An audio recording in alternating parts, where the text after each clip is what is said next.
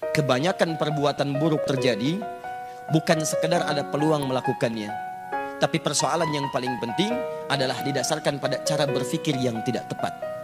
Ketika cara berpikirnya salah, maka muncul tindakan yang keliru dalam kehidupan. Orang-orang yang korupsi berpikir dengan korupsi itu bisa mendatangkan harta lebih banyak. Karena berpikirnya keliru. Karena dengan cara yang baik pun rizki akan datang. Jadi kalau Anda bisa meraih rizki dengan cara yang baik, kenapa Anda memilih yang haram? Karena rizki itu sudah diatur, gak akan tertukar. Putri ada yang tertukar, putri yang tertukar sampai jadi sinetron. Menteri ada yang ditukar, tapi rizki gak akan tertukar. Rizki Anda mustahil tertukar dengan orang lain, mustahil itu. Rizki kita itu sudah diatur.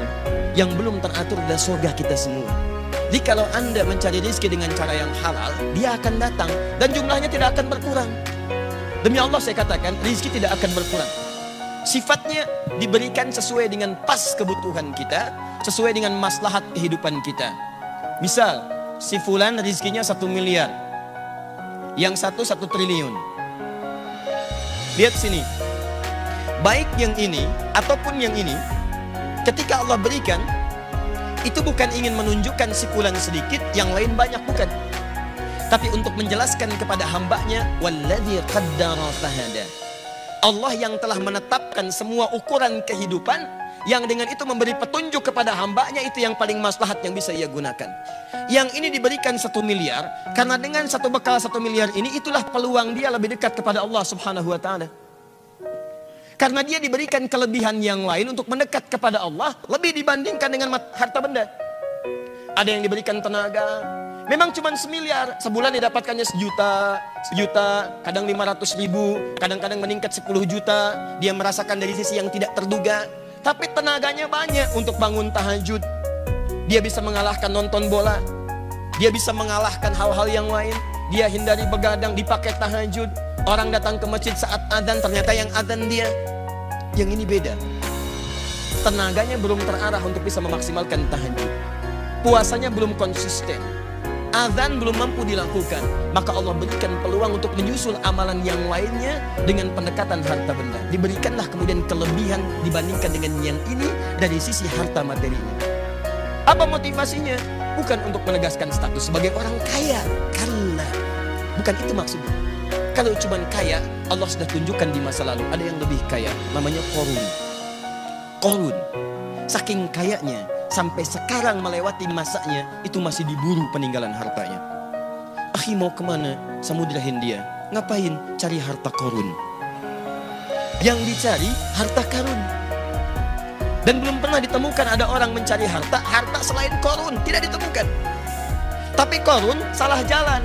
Dia gunakan hartanya hanya untuk sekedar berbangga. Dan diabadikan kisah itu dalam Al-Quran. Bukan untuk menjadi kisah yang kemudian banyak dikenang dan disampaikan atau bahkan didongengkan. Allah ingin memberikan gambaran bahwa sudah pernah terjadi orang kaya sombong dan hasilnya mengecewakan. Quran surah ke-28 ayat 76 sampai dengan 77-nya. Inna Qaruna kana min qaumi Musa fabagha alaihim. Qarun itu hidup di zamannya Musa. Maka dia sombong dengan anugerah Allah. Bagha ala itu sombong dengan harta. Kalau togo itu sombong dengan kedudukan.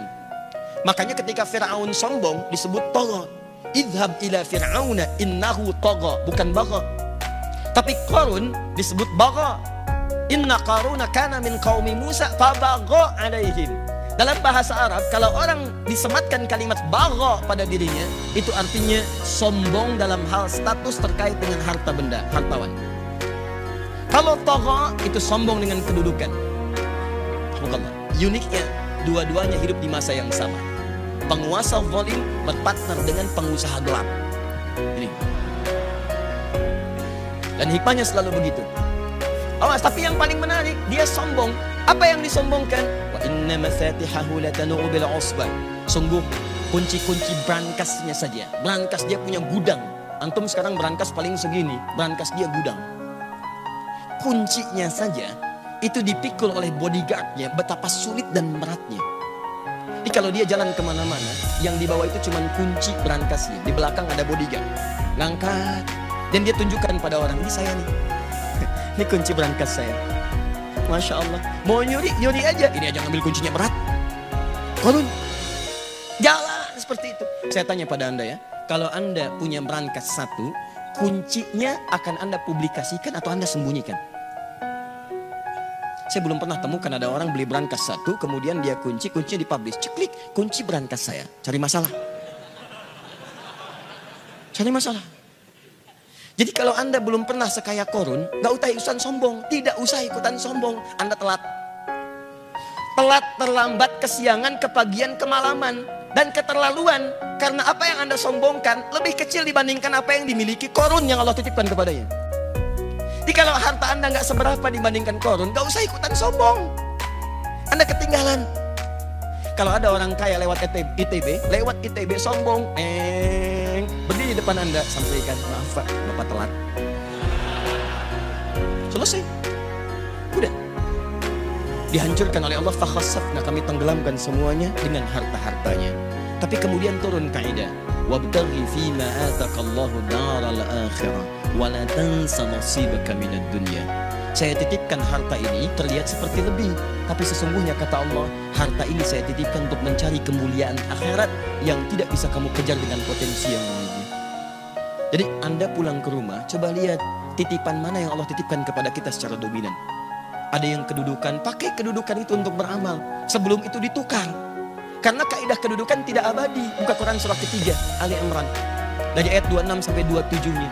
Qulillahumma malikal mulki tu'til mulka man tasha wa tanzi'ul mulka mimman tasha. Anda yang sekarang misalnya jadi rektor, ada yang misalnya bupati, wali kota, macam-macam. Sepanjang melekat kedudukan itu titipan. Supaya Anda bisa beramal dengan kedudukan itu. Sebab itu peluang, kalau sudah nggak ada lagi, peluang itu terhapus dari diri Anda. Mumpung Anda misalnya direktor nih, misal buat sebuah misalnya ketetapan, tanda tangan bagi mahasiswa, para dosen. Ya, ketika masuk waktu sholat diutamakan bagi siswa yang muslim, dosennya misalnya, ayo maksimalkan sholat berjamaah di masjid. Anda tuliskan, bubuhkan tanda tangan. Begitu ada orang-orang yang ke masjid karena melihat surat dengan tanda tangan Anda, setiap orang yang ke masjid Anda mendapatkan bagian pahalanya. Dan saya katakan kepada Anda, orang ke masjid itu bukan cuma sholat. Datang, dia berdoa. Sholat 2 rakaat ada pahalanya. Duduk i'tikaf ada pahalanya. Baca Al-Quran setiap hurufnya ada pahalanya.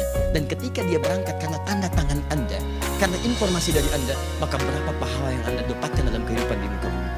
Jabatan selesai. Begitu selesai, Anda pensiun, selesai. Tapi ada yang abadi yang ketika Anda bawa ke hadapan Allah, itu yang Anda banggakan di hadapan Allah Subhanahu wa ta'ala. Maka teman-teman sekalian, kembali ke sini, segala yang Allah titipkan hakikatnya untuk mendekatkan diri kita dengan Allah Subhanahu wa ta'ala. Dalam konteks ini kita diminta oleh Al-Quran untuk saling membantu dalam kebaikan dan menghindarkan sifat iri hati yang membuat kita sulit untuk menjalin ukhuwah terbaik dengan sesama kita. Wala taj'al fi qulubina ghillan lil ladzina amanu. Nah, di antara cara untuk merekatkan ukhuwah satu dengan yang lainnya, maka Allah Subhanahu wa ta'ala menurunkan ayat-ayat, Nabi menyampaikan keterangan-keterangan hadis yang saking pentingnya ayat dan hadis ini, para ulama memberikan porsi pembahasan tersendiri. Namun sayangnya ada ungkapan-ungkapan kekinian yang bahkan menggugurkan semua petunjuk ayat dan hadis itu, sehingga banyak orang salah dalam cara berpikir dan mengambil kesimpulan. Itu yang coba kita luruskan, kita turunkan ayatnya, kita keluarkan hadisnya, dan kita bahas kemudian ungkapan-ungkapannya, sehingga kita bisa jawab dengan pendekatan logika, pendekatan juga dalil dan nas-nas terkait yang disampaikan oleh Al-Quran dan hadis Nabi SAW.